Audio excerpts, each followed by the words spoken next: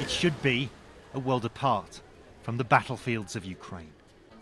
But this Himalayan state has become an unlikely casualty of Russia's brutal war.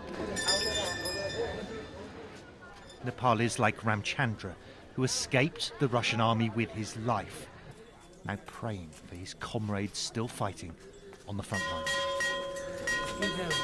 He took a bullet and shrapnel in Ukraine, he told me, and saw many Nepalis killed. Some complained they were sent forward while Russian troops held back, he tells me.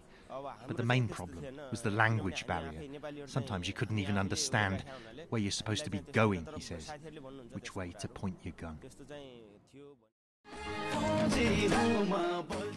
But that chaos hasn't stopped Nepalis signing up. Many posting upbeat videos on social media of their military training in Russia, where they're meant to be prepared for the hardships of the Ukraine war. In reality, several former Nepali recruits tell CNN they were sent into battle after barely 2 weeks to fight for the Kremlin, armed with a rifle and a contract for a few $1,000s a month, a fortune in Nepal, where unemployment is high. Well, the vast majority of Nepalis fighting for Russia in Ukraine are doing it for the money, and they come from these down-at-hill, impoverished areas across the country. We've actually come to one of them now on the outskirts of Kathmandu to meet a woman who in the past few days has learned that her husband has been killed fighting in that distant war. Hello. Hi, namaste. Namaste. He was with a unit of Nepalis battling Ukrainians, she tells me, when he was gunned down. It was my husband's friend, his Nepali commander in Ukraine, who called me in the middle of the night and told me he'd been killed, she tells me, still shocked at the news.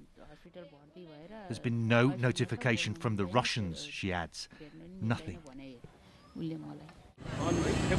It's a growing frustration with Russia's treatment of Nepalis as cannon fodder in the Ukraine war, shared with these protesters near the Russian embassy in Kathmandu.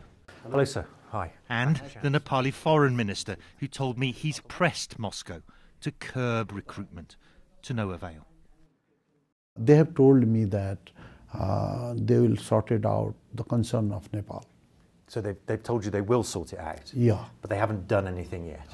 Yet they didn't have, we don't have any information of doing anything. There's not much information either on how many Nepalis are even fighting for Russia. About 200 according to Nepali officials. But multiple sources, including campaigners, lawmakers and returning fighters, tell CNN as many as 15,000 Nepalis could be fighting in Ukraine.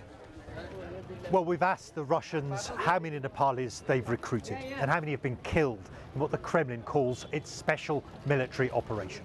So far, there's been no response, but there are concerns here in Nepal that casualty figures may be high. CNN has learned that hundreds of Nepalis who joined the Russian military are out of contact, and it's uncertain if they're dead or alive. Januka, a young Nepali mother, is assuming the worst. Her husband hasn't called for more than 2 months now. The children ask me when their dad is coming home, she sobs. Even if he doesn't love us anymore, we just want to see his face. But another Nepali recruit to Russia's war may never be seen again. Matthew Chance, CNN, Kathmandu, in Nepal.